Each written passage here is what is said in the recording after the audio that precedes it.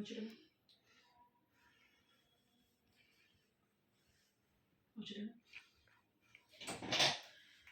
இது சரியான காரி துப்புனா என்ன கலர்? நார்மலா மஞ்சளா வருது. அந்த மாதிரி எதுவுமே வரல. வரட்டெருமை. வரட்டெருமை இல்லைங்களா? அவ்வளோதான் கூட புரியுங்க.